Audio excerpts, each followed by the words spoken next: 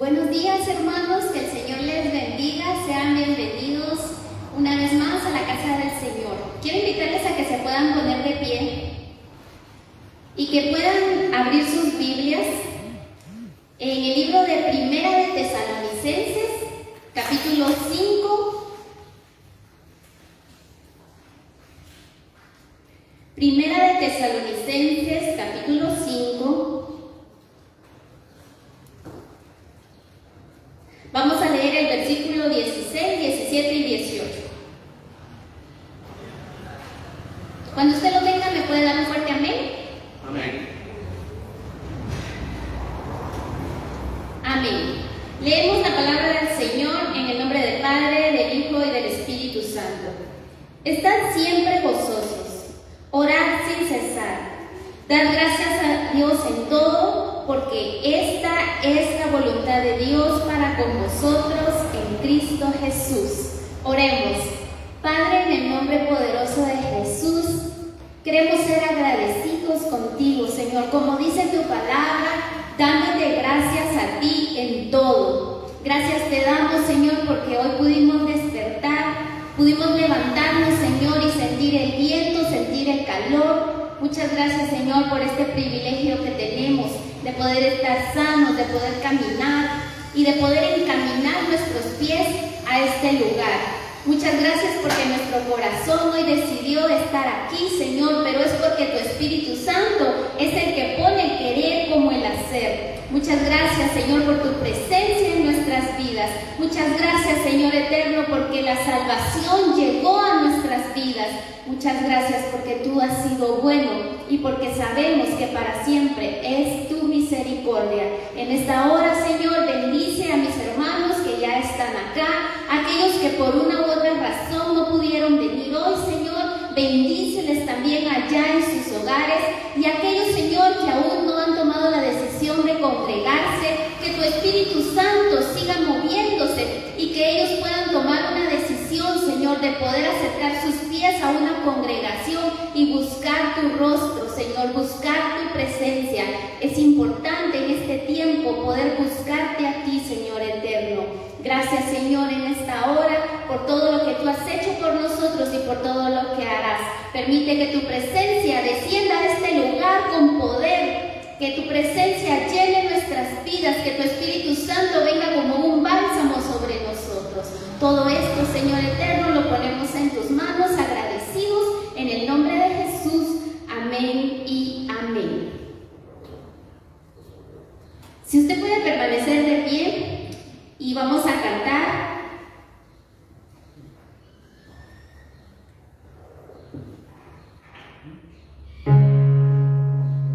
Gocémonos en la presencia del Señor.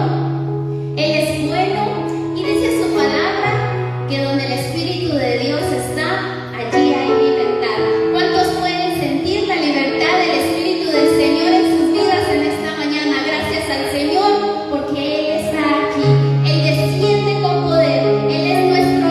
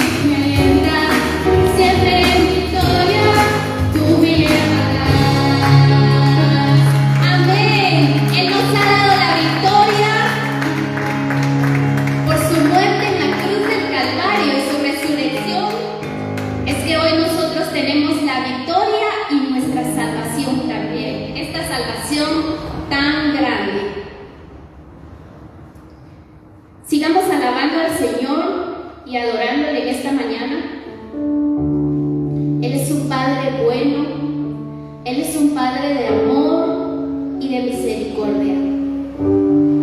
En esta semana escuché a una persona que estaba testificando que su mamá le oraba al Señor y le decía, papito lindo, y que ella podía sentir que el Señor verdaderamente estaba allí con ella. Y es que en verdad Él es nuestro Padre. Él tiene cuidado de nosotros aún de las cosas más sencillas. Si se nos cae un cabello, el Señor está atento de eso. He pensado que botamos pedacitos de piel muerta constantemente y estoy convencida que Dios sabe eso. Y esos son los detalles más minuciosos, microscópicos. Imagínense aún de las cosas más grandes que usted tenga necesidad, su Padre allí estará. Y si hay algún vacío en su corazón, el Señor lo llena, porque Él es su Padre. Y con este canto yo quiero invitarle a que podamos decirle Padre, y que usted verdaderamente pueda sentir que Él es su Padre, que Él está aquí y que Él llena su vida de misericordia y de amor.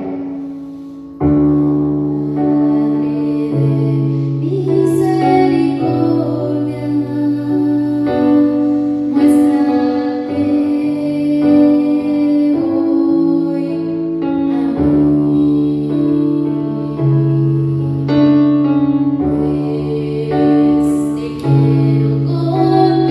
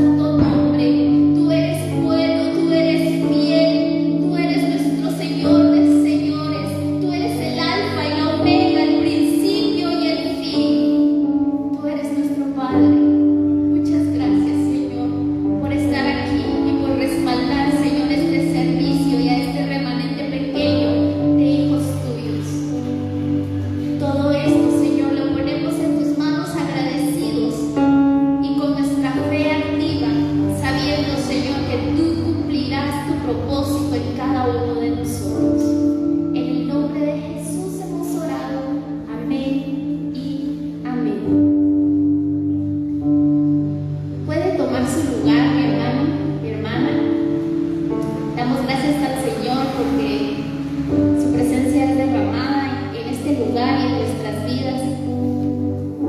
Él está aquí. Damos gracias al Señor y voy a dejar el tiempo a nuestro pastor.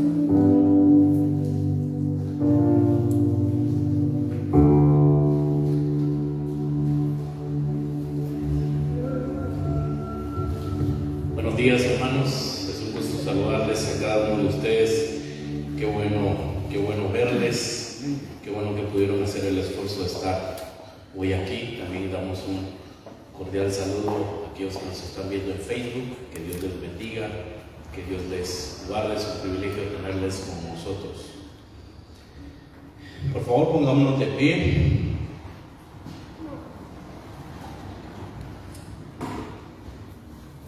Acompáñenme. Estamos estudiando el Evangelio de Marcos capítulo 1. Cuando lo tenga me pueda dar un fuerte amén. Amén. Marcos capítulo 1. Y vamos a leer nuevamente el versículo 1. La palabra de Dios dice: principio del Evangelio de Jesucristo, Hijo de Dios. Padre, gracias por este tiempo que nos has regalado, porque nos permites adorarte, glorificarte, exaltarte. Gracias, Señor, porque tú estás en medio nuestro. Te rogamos, Señor, que nos dirijas en esta mañana, que nos ayudes, que nos des de tu auxilio. Gracias porque eres bueno, maravilloso, incomparable. A ti sea toda la gloria, toda la honra, toda la alabanza y la adoración. Habla nuestras vidas, Señor, en el nombre de Jesús. Amén y amén. Pueden tomar sus lugares, mis queridos hermanos.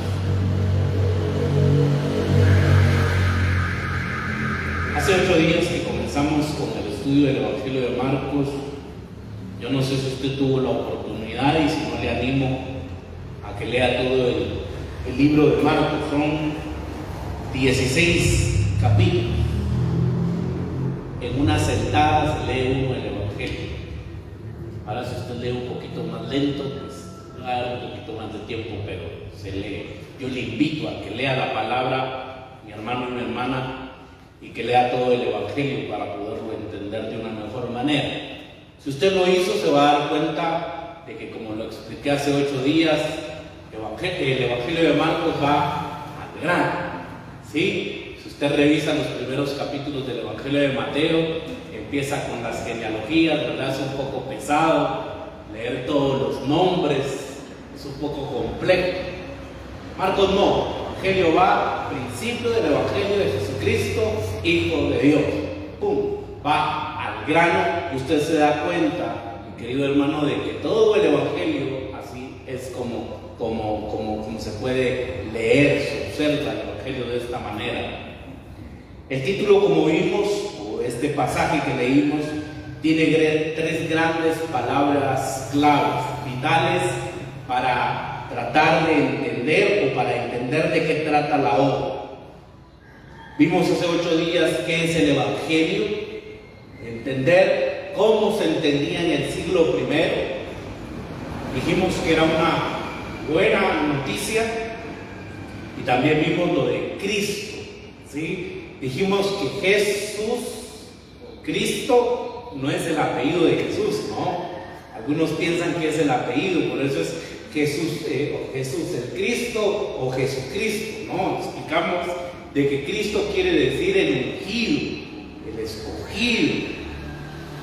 Y es interesante porque hoy encontramos la expresión el Hijo de Dios. Esta es otra expresión que encontramos en el versículo 1. Hijo de Dios. Y surge, hermanos, de coyunturas esenciales del relato, como por ejemplo el bautismo. Estamos ahí en el capítulo 1 y quiero que leamos el versículo 11. Y la palabra de Dios dice: y vino una voz de los cielos que decía: tú eres mi Hijo amado, y en ti tengo complacencia.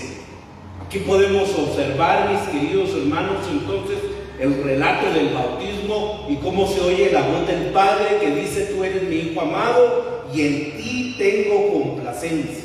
Por eso se está refiriendo Marcos como al Hijo de Dios.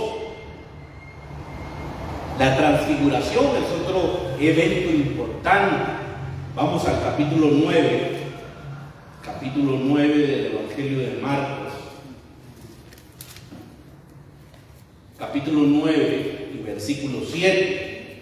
Entonces vino una nube que les hizo sombra, y desde la nube una voz que decía: este es mi Hijo amado, a él oíd. Este es mi Hijo amado. Otro detalle importante, hermanos, está en el capítulo 15. Vamos al capítulo 15, en el versículo 39. Y el centurión que estaba frente a él vino viendo que después de clamar había expirado así, dijo: verdaderamente este hombre era Hijo de Dios. Verdaderamente este hombre era Hijo de Dios. Este es un tema, hermanos, que lo debemos de estudiar, debemos de meditar, pero no es para mí un tema negociable. Amén. Hay religiones que ven a Jesús como un profeta más, como un gran sabio, como alguien lleno de sabiduría, pero hasta ahí. Nosotros, aquellos que hemos creído en el Evangelio de Jesucristo, hermanos, creemos que Jesús es el Hijo de Dios. Podemos no estar de acuerdo en algunas cuestiones de repente escatológicas, de salvación, de si hay que usar velo o no hay que usar velo, si se lanza o no se lanza, esto o el otro. Pero esta cuestión, hermanos, esto es muy importante, porque esto no es negociable, ¿no? No concibo a un cristiano que diga que Jesús no es el Hijo de Dios, por ejemplo. Es un tema muy importante. Algunos relatos, hermanos, de algunos alterados demonios aluden gritando también a este tipo. Capítulo 3, versículo 11. Y los espíritus inmundos, al verle, se postraban delante de él y daban voces diciendo: tú eres el Hijo de Dios. Vea qué tremendo, porque vemos de que hasta los demonios, hermanos, aluden gritando a este tipo. Cuando veían a Jesús, ellos mismos iban y se postraban y decían: hermanos, tú eres el Hijo de Dios. Aparece en los labios del sumo sacerdote, ultrajando cuando éste preguntaba sin rodeos si Jesús, ¿se acuerda? Si Jesús, el Cristo, el Hijo de Dios bendito, ahí en el capítulo 14, vamos al capítulo 14,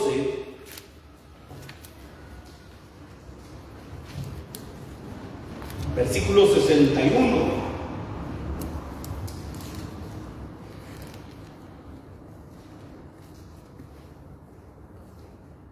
Mas él callaba y nada respondía.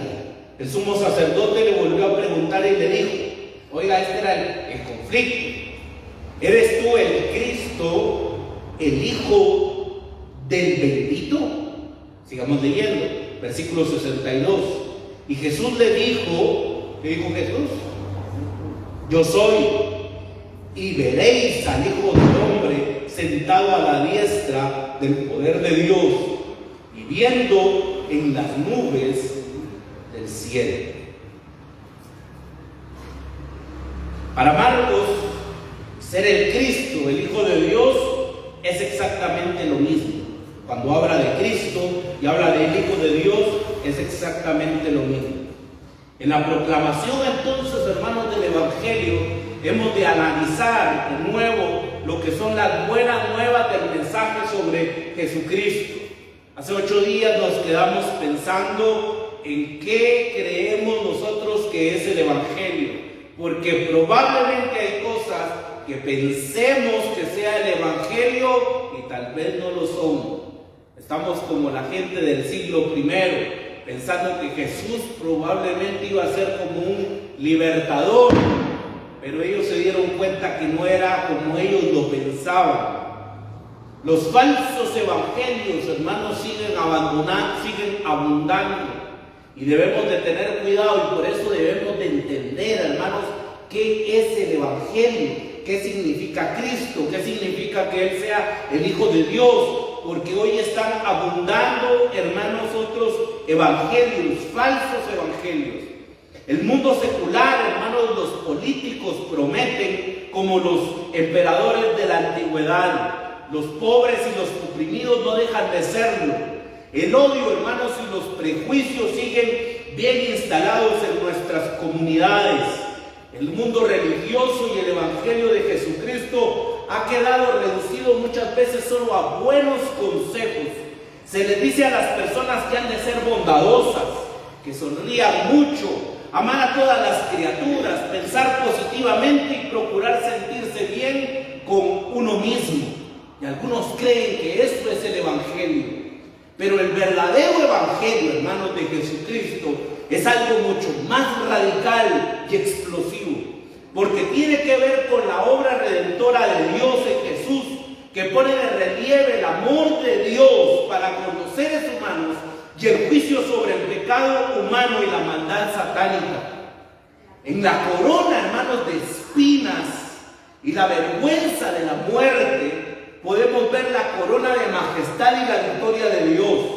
El Evangelio nos ofrece entonces también una nueva base para nuestra relación con Dios y entre nosotros. Nuestra relación con Dios se basa en un inmerecido perdón, en algo que nosotros no lo merecíamos.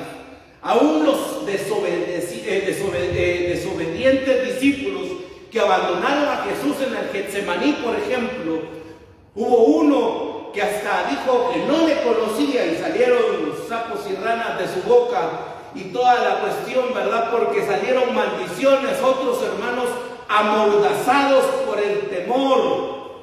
Pero a pesar de que estos discípulos, con todas sus faltas y sus debilidades, hayan el perdón y la oportunidad de comenzar de nuevo mediante el poder de Dios.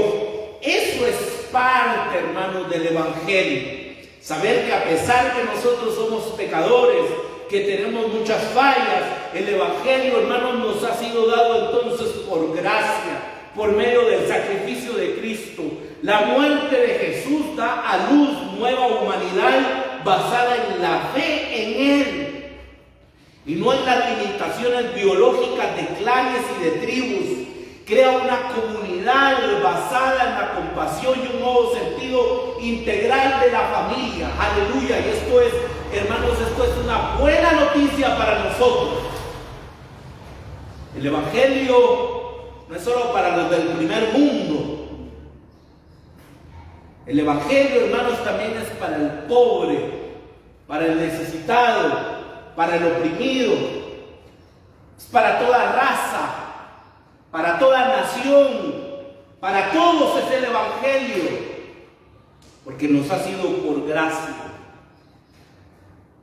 Nosotros, hermanos, no somos muy distintos de los judíos y los discípulos del primer siglo, al querer que nosotros muchas veces queremos un Mesías que haga lo que nosotros pedimos, gane nuestras guerras, destruya a nuestros enemigos y los exalte. ¿Se recuerda cómo era la visión de la gente en el siglo I? Eso es lo que esperaban de Jesús. Alguien que les ganara las guerras, alguien que los salvara de la opresión de Roma. Ellos estaban esperando a ese Jesús, y probablemente, hermanos, nosotros también tengamos esa mentalidad. En las páginas del Evangelio de Marcos, los discípulos, hermanos, se complacen en el poder, los logros y la ambición personal. ¿Se acuerdan cuando se acerca la madre, hermanos, de los hijos del trueno, ¿no? Y le dice, por favor, cuando estés en tu reino, ahí pones uno a la derecha y otro pones a la diestra, pensando probablemente, hermanos, en un gobierno terrenal, en un gobierno político. ¿Y qué pasó con los demás discípulos? Dice la Escritura. Dice, hermanos, que se enojaron. Nos quieren robar el hueso. No es cierto que eso pasa en la política. Aquel se está poniendo más vivo. Cuando llegue aquel a la alcaldía, ¿verdad? O llegue como diputado, entonces le van a dejar el hueso mejor. Y yo que he trabajado y he hecho esto, y entonces ¿en dónde me van a poner a mí? Porque ellos estaban pensando, mis queridos hermanos, en los logros y en la ambición personal. También muchas veces nosotros queremos un Mesías que adapte su voluntad a nuestros deseos y a nuestras necesidades y se dedique a servirnos a nosotros más que a toda la humanidad. El Mesías, hermanos, que encontramos en el Evangelio de Marcos confronta rigurosamente a quienes se interesan más en sí mismos y en asegurarse en su salvación personal y entrar en la vida eterna que en el Dios o en el destino del mundo. Mis queridos hermanos, muchas veces nosotros estamos más preocupados en que yo sea salvo y los demás, ¿qué me importa, no? Pero la visión, hermanos, del Evangelio no es una visión individualista. El Evangelio es una visión de comunidad. El Evangelio es para todos. Y no es una cuestión egoísta, ¿no? De simplemente de que yo sea salvo y los demás que me importan, sino que es una visión de comunidad. Con esto, hermanos, puedo aprender entonces de que Dios es un Dios de nuevos comienzos. Las buenas de Marcos son que Dios comienza de nuevo con el pueblo escogido, enviando a su Hijo. El fracaso, hermanos, y la negación y el temor no son el final de la historia. Aleluya. Un líder llamado Jesús se había muerto. Un discípulo, alguien lo reconoce, 3 veces lo niega, la tercera vez hasta blasfema. Los demás brillan por su ausencia. Hay uno por ahí que lo sigue de lejos. Aparentemente, hermanos, como que este proyecto fue un fracaso, ¿no? Y como que todo se hubiera acabado. Pero como decía Dios, hermanos, es un Dios de nuevos comienzos. Y las buenas nuevas de Marcos son que Dios comienza de nuevo con el pueblo escogido, enviando a su Hijo. El fracaso, hermanos, y la negación, el temor no son el final de la historia. Cuando las cosas parecen terminar, aleluya, hay un nuevo comienzo. El Evangelio de las buenas nuevas hace posible, hermanos, que nosotros comencemos de nuevo. Puede que alguien se pregunte cómo pudieron estos desacreditados, escuche bien esto, cómo pudieron estos desacreditados discípulos emerger como dirigentes de una iglesia creciente y cumplir su misión. Pero sabemos, hermanos, que su fracaso no fue definitivo. Y uno se podría poner a pensar cómo estas personas, hermanos, que no tenían los mejores currículum, vemos de que ahora se convierten en dirigentes de una iglesia creciente y están cumpliendo la misión. Tampoco lo es lo nuestro. Dios es aquel, hermanos, que constantemente hace algo de la nada. Lo que aparece o lo que parece un final patético solo es un nuevo comienzo. Dios, hermanos, seguirá trabajando con su pueblo y lo seguirá reavivando. Marcos deja claro que la iglesia existe por lo que Dios ha hecho en Cristo, no por alguna excepción, capacidad que tuvieran sus primeros miembros. Esto, hermanos, es algo que nos vuela la cabeza porque han pasado más de 2000 años y hoy seguimos predicando a Cristo. Hoy les puedo mencionar yo a algún emperador romano y tal vez ni tenemos idea de quién es, pero si se menciona a Jesús, es un nombre que sí conocemos.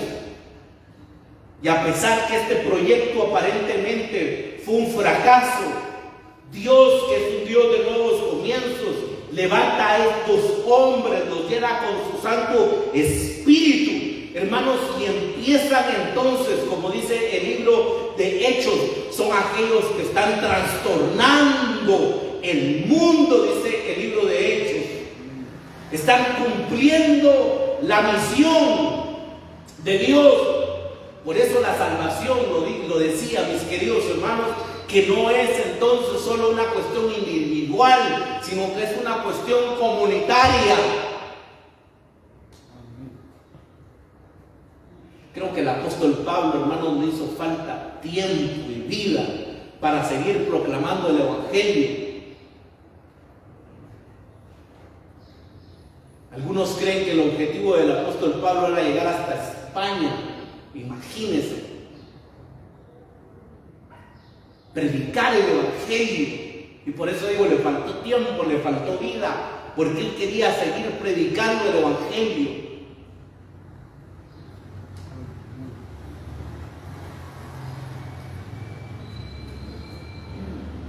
El cristianismo, hermano, no es un libro cerrado.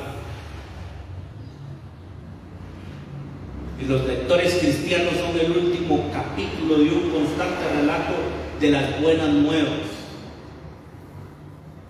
Con esto voy concluyendo en esta mañana. Esto es importante. La pregunta para nosotros, hermanos, es pues la misma que para aquellos primeros discípulos. ¿A dónde nos lleva todo esto?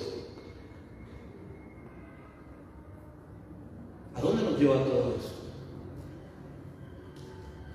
Solo somos cristianos porque así nos dijo nuestro papá, nuestra mamá, porque es la moda.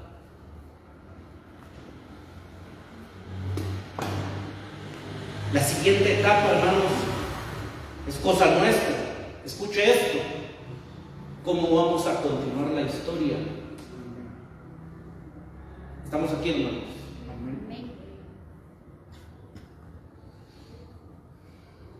¿Cómo vamos a continuar la historia?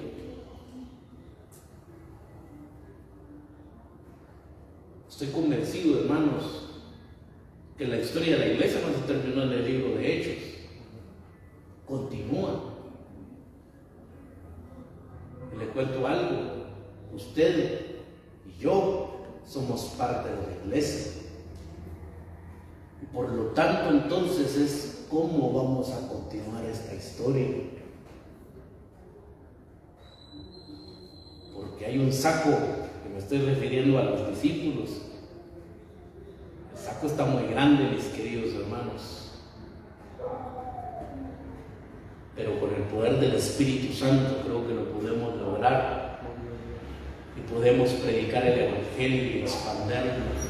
¿Cómo vamos a continuar la historia?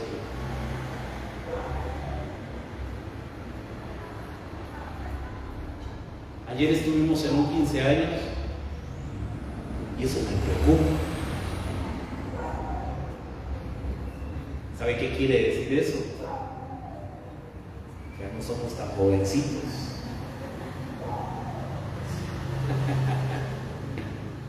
¿Qué quiero decir con esto, hermanos? Es que el tiempo va muy rápido. El tiempo va demasiado rápido. Estamos en marzo, ¿no? El mes más bello es el país del año. Amén. Cuando sintamos, vamos a pasar la Semana Santa y vamos a estar otra vez esperando la Navidad, ¿no? Pero ¿qué estamos haciendo, hermanos, para la obra de Dios? Estamos aquí. Por eso esta pregunta, hermanos, es ¿cómo vamos a continuar la historia? ¿Cómo vamos a continuar la historia? Tenemos que tener vidas comprometidas con el Señor en todo, hermanos, en todo el concepto del Evangelio. Tenemos que estar comprometidos con la obra del Señor. ¿Cómo vamos a continuar la historia? ¿Nos vamos a cobardar con temor o vamos a proclamar con audacia las buenas noticias de Jesús al mundo? ¿Cuál va a ser nuestra actitud?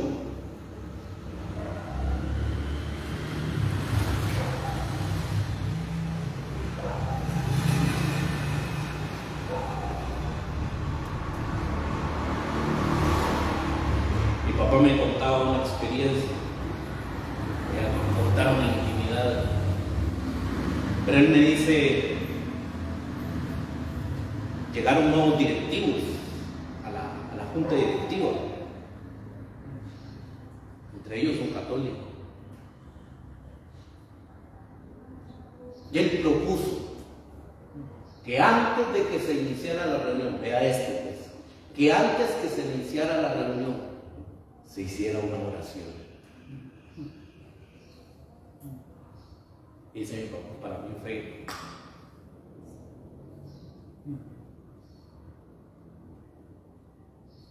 gente comprometida con el Señor.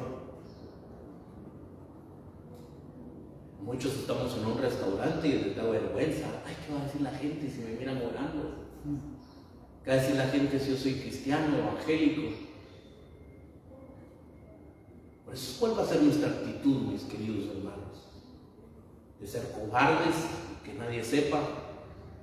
Hoy, ¿verdad? Y no estoy en contra, mis queridos hermanos, de que utilicen la Biblia en el celular, pero a muchos les da vergüenza andar en la calle con la Biblia, ¿no? ¿Qué va a decir la gente? Hay algunos, como hay unas, no sé si han visto la Constitución de la República, ¿verdad? Que no sabemos si la pueden hacer más chiquita, porque así no se nota. De la secreta. Son cristianos de la secreta. Mis queridos hermanos, creo yo que no debemos de entonces estar acobardados, sino al contrario, proclamar con audacia las buenas noticias de Jesús para un mundo que lo necesita. El mundo tiene necesidad. Y no nos podemos acobardar.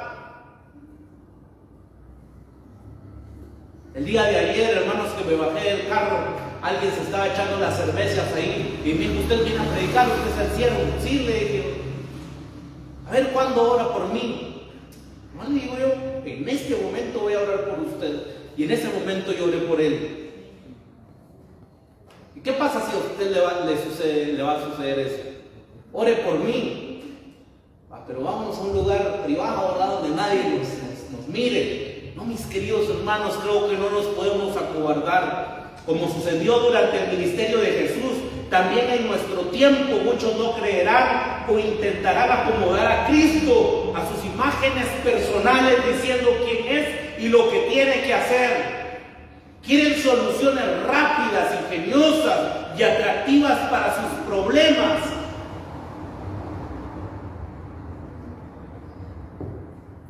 Al hablar del Evangelio, hermanos, al hablar de Cristo, es casi sinónimo de escándalo.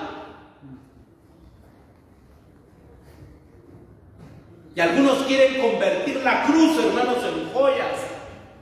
Y al Cristo en un maestro de realización personal. Pero Cristo va mucho más allá, porque el Evangelio, lo vamos a estudiar, hermanos. El Evangelio de Marcos es el antídoto a esta distorsión, porque presenta el fundamento del Evangelio de Jesucristo, de un Jesucristo que sufre y muere en una cruz.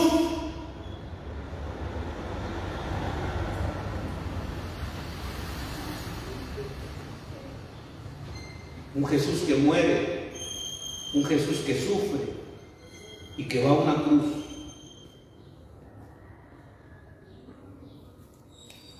Dios nos ayude, mis queridos hermanos.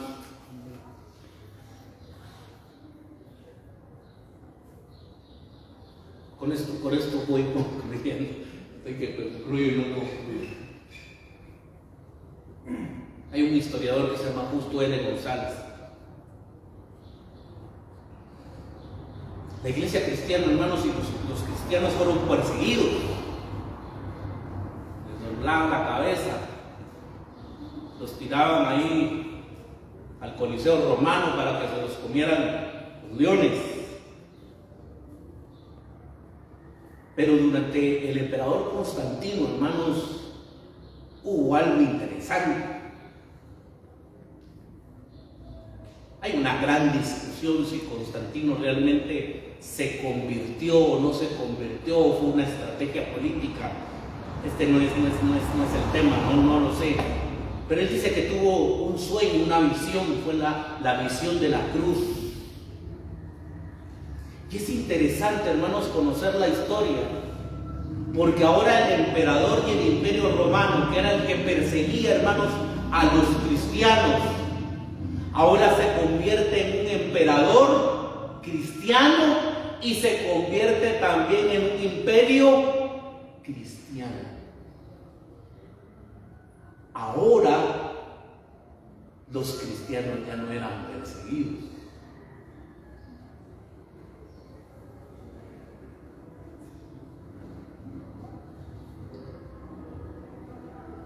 Pero algunos piensan, hermanos, que en esta etapa de la iglesia fue cuando la iglesia se acomodó, porque ya no había persecución.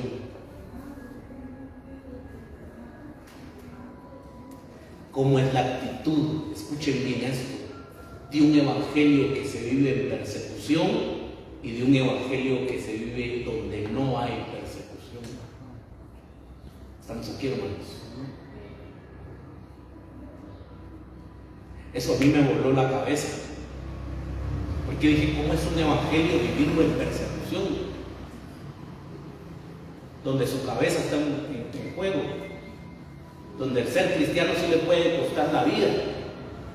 Es muy diferente, hermanos, vivir entonces un evangelio donde hay persecución y un evangelio donde no hay persecución. Y nosotros tenemos un gran peligro, mis queridos hermanos, porque bendito Dios, nosotros vivimos en un país donde no existe la persecución. Aquí nosotros no sufrimos persecución, pero sí tenemos aquí un gran peligro, y el peligro es, hermanos, acomodarnos. Y eso se lo quiero dejar en su corazón.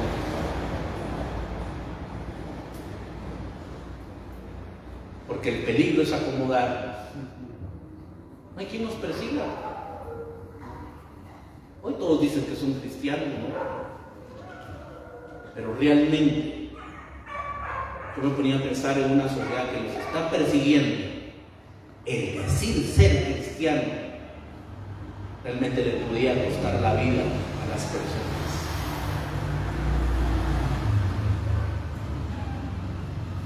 Nos despedimos de nuestros hermanos y amigos de Facebook. Que Dios les bendiga, que Dios les guarde, que Dios les proteja, que tengan una excelente semana. Pongámonos de pie, mis queridos hermanos.